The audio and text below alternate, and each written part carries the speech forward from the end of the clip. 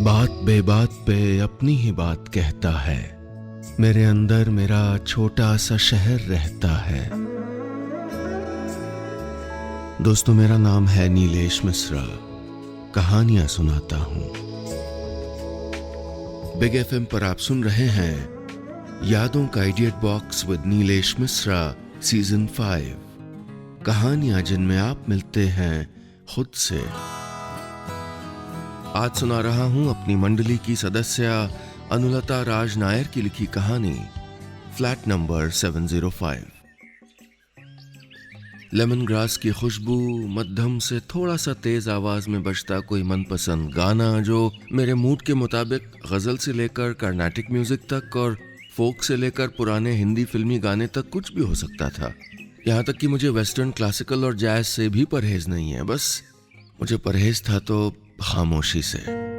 खामोशी मेरे 2 room apartment की ही नहीं, बल्कि वो जो मेरे भीतर बारिश के पानी की तरह बैठने लगी थी। अकेले रहने का यानी शादी ना करने का फैसला मेरा अपना ही था, लेकिन अब कभी कभी किसी से कुछ कहने सुनने की तलब महसूस होने लगी थी और ऐसे में ये सुरतान छेड़ती आवाजें बड़ा सुकून देती थीं।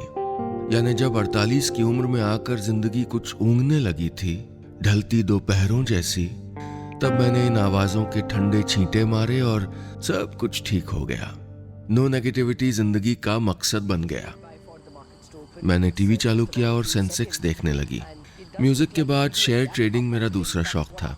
शायद एक बैंकर होने की वजह से, या शायद हिसाब किताब की शौकीन होने के कारण, पता नहीं, लेकिन शाम का बहुत सा वक्त मेरा एनएससी, बीएससी पर आंखें गड़ाए निकल जाता।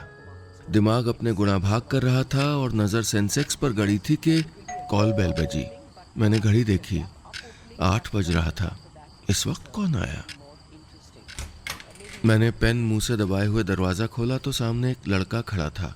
लड़का यानी कोई 31 साल का होगा।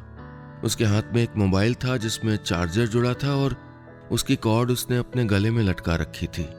वो मुझे देखकर मुस्कुराया, फिर जरा सा पीछे झुककर मेरे फ्लैट के दरवाजे पर लगी नेम प्लेट की तरफ झांका और अपना हाथ बढ़ाकर बोला, हाय रागिनी, आई एम आयुष। मैंने अपना हाथ नहीं बढ़ाया। और कौन आयुष? और ये मुझे इतने धड़ल्ले से मेरे नाम से कैसे पुकार रहा है? Ayush, flat number 705। उसने उंगली पीछे वाले फ्लैट के अधखुले दरवाजे की तरफ दिखाई। कल रात ही शिफ्ट हुआ हूँ और आज सुबह कुछ शॉर्ट सर्किट हुआ और तब से पावर ही नहीं है। तो क्या मैं अपना मोबाइल आपके घर चार्जिंग पे लगा दूं? यह अनजान लड़का, जिसके मुलायम से हल्के भूरे बाल उसकी पेशानी पर झूल रहे थे, जरा सी बढ़ी हुई दाढ़ी थी और जिसने घुटनों तक लटकी पैंट पहनी थी और उसकी टी शर्ट पर थे सितार बजाते पंडित रविशंकर, नहीं जानती थी कि उनकी तस्वीरों वाली टीज भी कोई पहनता होगा, वो भी इस उम्र का लड़का। और यह अजीब लड़का मेरे घर घुसने के लिए बेताब दिख रहा था। मैंने उसका रास्ता रोकते हुए हाथ बढ़ाकर मोबाइल ले लिया। उसने एक पल को मेरे चेहरे पर नजर ठहराई और फिर घर का मुआयना करने लगा। दीवार पर लटके बड़े से टीवी स्क्रीन पर नजर ठहराई और नाटकीय ढंग से अपनी एक आईब्रो उचकाई। स्टॉक एक्सचेंज, पैशन या प्रोफेशन? मैं बस मुस्कुरा दी। समझ नहीं सकी कि इतना हैरान होने की क्या बात है। इंटरेस्टिंग, आपसे जमेगी मेरी, कहते हुए वो मुस्कुराया और अपने फ्लैट की तरफ चल दिया। दरवाजे पर पहुंचकर वो रुका, पलटा और बोला, आई लाइक इंटेलिजेंट वुमेन, हम मिलते रहेंगे। मोनालिसा अपार्टमेंट की 7वीं मंजिल के कॉरिडोर में तेज फड़फड़ाती हवा के बीच कहीं मेरे भीतर कुछ ठहरा हुआ था, जलकुंभियों से भरी झील जैसा।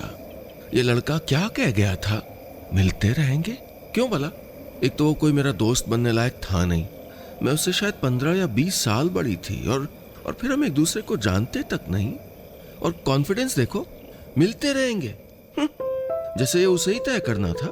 ये ओवर फ्रेंडली लोग ना मुझको जरा भी अच्छे नहीं लगते। पहली बार मिले और आई लाइक यू, जबकि मेरी तो शुरू से आदत रही है कि एकदम से किसी को करीब आने नहीं देती, न किसी पर आसानी से भरोसा करती हूँ। पहले लोगों को परखती हूँ, समझती हूँ, जैसे वो कोई शेयर मार्केट की डील हो।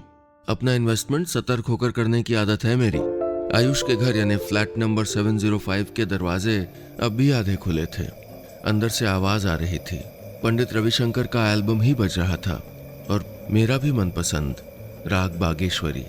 बड़ी अच्छी फीलिंग थी ये, कोई अपना नहीं पर अपने जैसा आसपास होना। मैं इस अपार्टमेंट बिल्डिंग में पिछले कई सालों से थी। 7वीं मंजिल पर 4 घर थे, एक मेरा, एक मेरे बगल में जो हमेशा से बंद पड़ा है, शायद किसी NRI का है, और 2 घर सामने हैं जिनमें से एक में लड़का रहने आया है। दूसरे में पिछले 2 साल से एक 25-26 साल की लड़की रहती है जिससे आज तक मेरी कोई बात नहीं हुई। वो हमेशा जल्दी में रहती है। लिफ्ट में कभी टकराए भी तो मुस्कुराने के अलावा हम दोनों ने कोई दिलचस्पी नहीं दिखाई थी। मैं वापस आकर टीवी स्क्रीन पर आंखें गड़ाकर नीचे घूमती पट्टी को पढ़ने लगी। तभी फिर कॉल बेल बजी और वो लड़का आयुष एक बार फिर मेरे दरवाजे पर था। मोबाइल चार्ज तो हो गया होगा अब थोड़ा बहुत। मैंने प्लग से उसका मोबाइल निकालकर उसे पकड़ा दिया। थैंक्स, 35%, ठीक है, उसने स्क्रीन पर देखते हुए कहा। पिज़्ज़ा तो ऑर्डर कर ही सकता हूँ। मैंने हल्का सा सर हिलाया। कुछ ज़रूरत हो तो कह देना, मैंने तहजीब दिखाते हुए कहा तो वो ज़रा देर को ठिठका, मेरी तरफ गौर से देखा, फिर मुस्कुरा के चल दिया। अगली सुबह, फिर उसकी अगली सुबह, फिर दोपहर, फिर शाम, आयुष को किसी न किसी चीज़ की ज़रूरत पड़ती ही रहती। कभी न्यूज़पेपर, कभी अदरक, कभी खाली एनवेलप, तो कभी अपना सितार साफ करने के लिए थिनर, कभी सरदर्द की गोली। वो जब तब चला आता और हम वहीं कॉरिडोर में, जहां 4 फ्लैट्स के दरवाजे खुलते थे, वहीं खड़े थोड़ी देर बात करते और वो चला जाता। मेरे घर का सूनापन अब म्यूजिक प्लेयर की जगह कॉल बेल से भरने लगा था। आयुष को आए महीना बीतने लगा था और हम दोस्त बन चुके थे। 30 साल का रेस्टलेस लड़का जो जिंदगी के पानी में छई छपाक करता भीग रहा था और शांत ठहरे किनारों पर बैठी 48 की मैं। कुछ चीजें या लोग जो हमारे आसपास रहते हैं, उनसे हमारा जुड़ाव होने लगता है, कब, कैसे, क्यों, इन दलीलों से परे, और हमें एहसास ही नहीं होता। कैसे हरी घास एक से दूसरे में पनपती सारा मैदान ढक लेती है। कैसे दफ्तर आते जाते बस में दूर बैठे किसी शख्स को देखकर हम मुस्कुराने लगते हैं। मुझे आयुष अच्छा लगने लगा था, एक ऐसा दोस्त जिसके साथ मैं उसी की तरह हो जाती थी। 30 साल की एक लापरवाह सी औरत, जिसे डाइनिंग टेबल थोड़ी देर बेतरतीब सी पड़ी हो तो भी कोई फर्क नहीं पड़ता, जो अनदेखा कर देती है अगर किचन सिंक बर्तनों से भरा हो। मैं बड़े सब्र से उसके जाने के बाद अखबार समेट के रखने लगी थी। पहले चिढ़ जाती थी, पन्ने अलग अलग करके पेपर क्यों पढ़ते हो तुम? अखबार कैसा ढीला पसीजा हुआ दिखाई देता है। मेरी बात को वो हवा में उड़ा देता। भैरवी, तुम बोरिंग औरत हो, रोती बहुत हो। भैरवी? एक्सक्यूज मी, मेरा नाम रागिनी है। मैं उससे यह भी कहना चाहती थी कि तुम मुझे यूं नाम से क्यों पुकारते हो? जानते भी हो उम्र में कितनी बड़ी हूं, लेकिन मैंने ऐसा कभी कहा नहीं। उसका मेरा नाम लेना मुझे उसके दोस्त की कैटेगरी में रखता था और ये बात मुझे अच्छी लग रही थी। ये लीजिए, pasta in white sauce with BECIL. ऐसा शानदार खानसामा आपने देखा नहीं होगा। वो एक शाम मेरे दरवाजे पर एक बड़ी सी ट्रे लिए खड़ा था। उसने एप्रन पहन रखा था और सर पे सफेद शेफ वाली टोपी। मुझे हंसी आ गई। ऐसा शानदार खानसामा वाकई नहीं देखा था। मैंने उसके हाथ से ट्रे ले ली।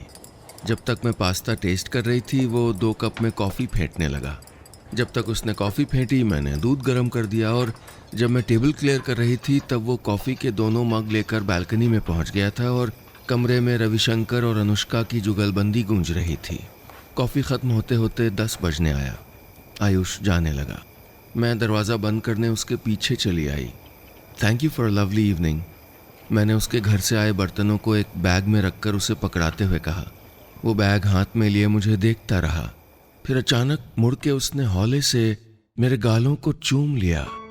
मैं वहीं बुत बनी खड़ी फ्लैट नंबर 705 के बंद दरवाजे को देर तक ताकती रह गई।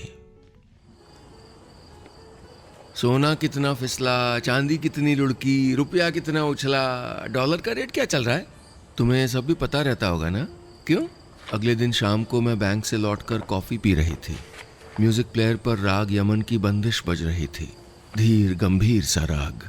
चला आया था आयुष रोज की तरह, अपना कप हाथ में पकड़े हुए, कोई हर्बल ड्रिंक या नेचुरल टी, ऐसा ही कुछ। मैंने उसके सवाल का कोई जवाब नहीं दिया। पिछली रात का उसका वो स्पर्श अब भी हमारे बीच तैर रहा था, जैसे अंतरिक्ष से लटकी कोई चीज हो। वो मेरे पास आकर खड़ा हो गया, इतनी पास के कंधों पर सर टिकाने का लालच हो आए। क्या चाहता है ये लड़का? पूछ लूं क्या? क्या पूछूं कि कल तुमने मुझे नहीं, कहीं वो मेरा मजाक ना बना दे। देखा है मैंने सोशल साइट्स पर आजकल के लड़के लड़कियां किस तरह से एक दूसरे के गले में बाहें डाले तस्वीरें खिंचाते हैं, हाथ थामते हैं। हाँ, शायद मैं बेवजह तूल दे रही थी। क्या एक स्पर्श से सारे समीकरण बदल जाते हैं? नहीं, मुझे सहज रहना होगा। कम से कम सहज हूं इसका दिखावा तो कर सकती हूँ। शेयर मार्केट बहुत डाउन चल रहा है, सेंसेक्स नीचे फिसल गया है। मैंने पास पड़े अखबार को उठाते हुए कहा। आयुष जोर जोर से हंसने लगा।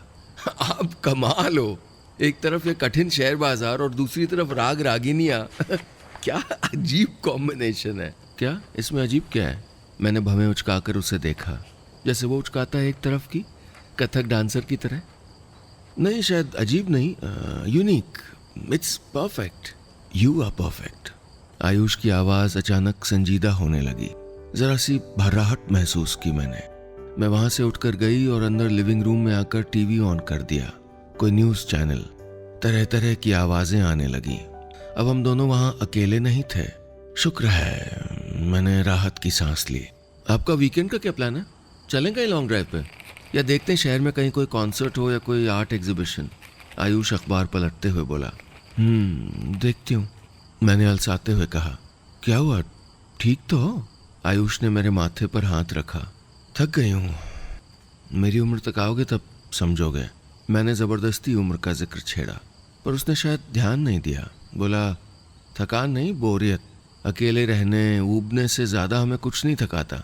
मुझे तेज़ गुस्सा आ गया। मैंने तुनक के कहा, मैं नहीं होती हूँ बोर, मैं नहीं उबी हूँ अपनी ज़िंदगी से, और ये अकेलापन मेरी मजबूरी नहीं है, मेरी चॉइस है, समझे? आयुष मेरी तरफ ध्यान से देखता रहा और सामने वाले सोफे से उठकर पास आ गया। उसने मेरी कलाई पकड़कर मेरा हाथ अपने हाथ में रख लिया और फिर वो मेरी तरफ झुकने लगा। मैं कुछ कहती या करती उससे पहले उसका कहा सुनकर मैं सन्न रह गई। I like you a lot, या शायद उससे भी ज्यादा। Stop this nonsense. मैं उछलकर खड़ी हो गई। गेट आउट, मैं तेज आवाज में बोली। वो वहीं खड़ा रहा। मैंने अपने आप को संभाला। जाओ आयुष, अपने हम उम्र लोगों के साथ मिलो और आइंदा यहां मत आना।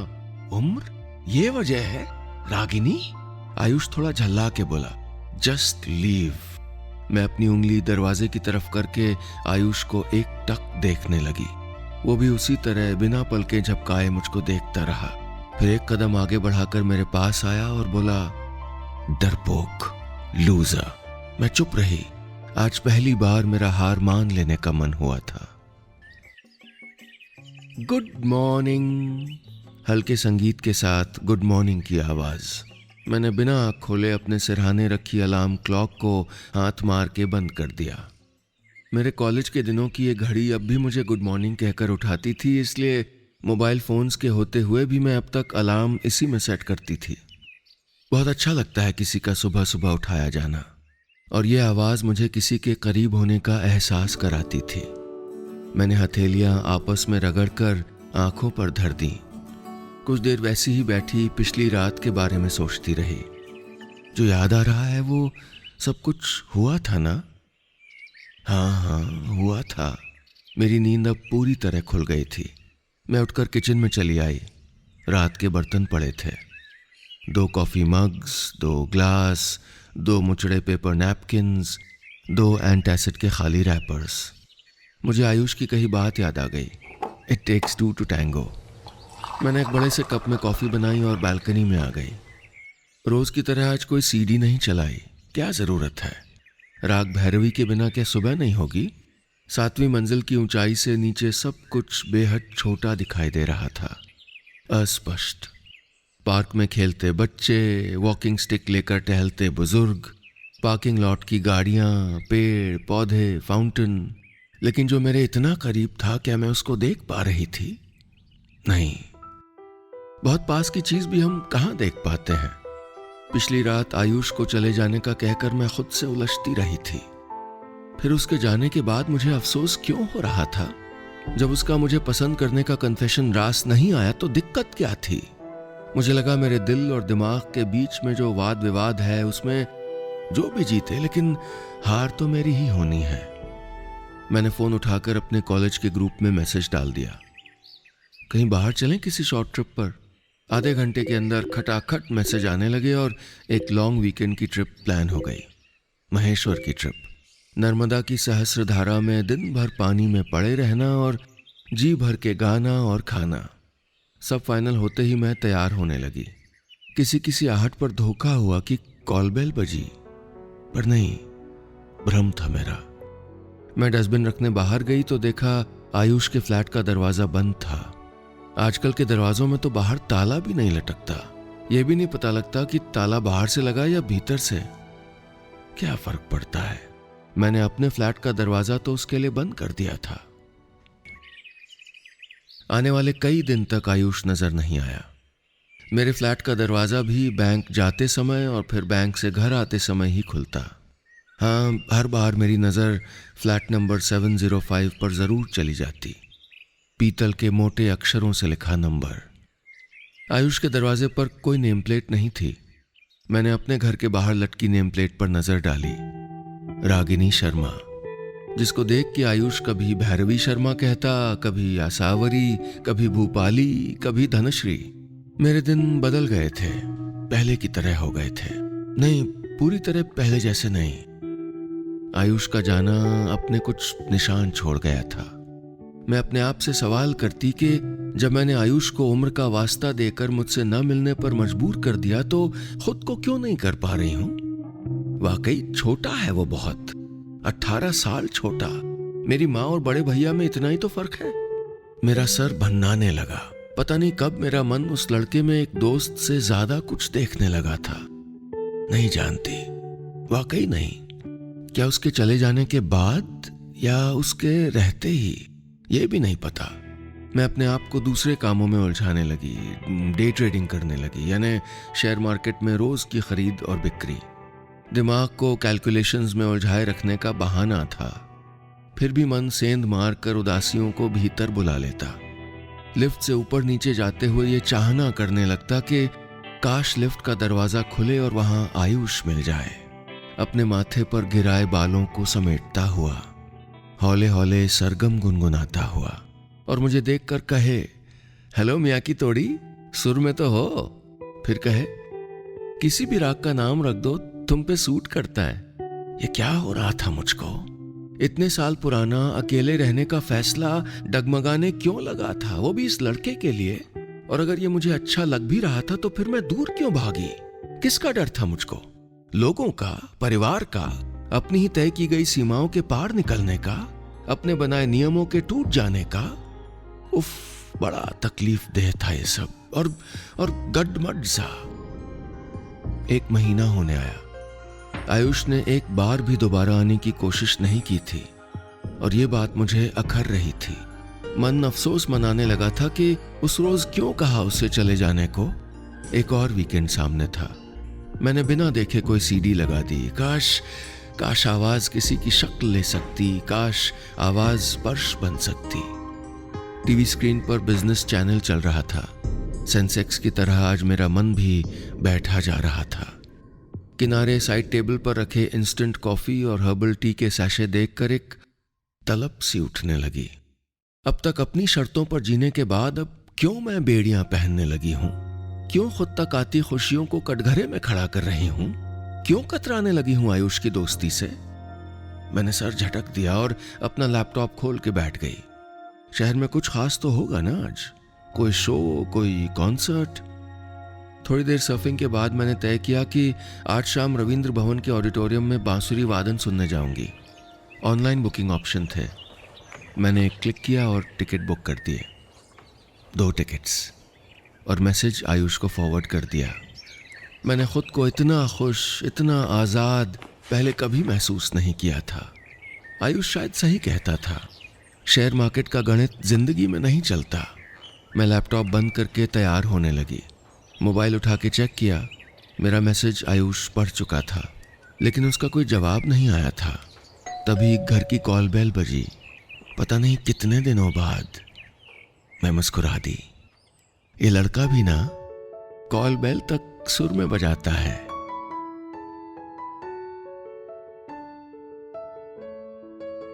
बस इतनी सी थी ये कहानी।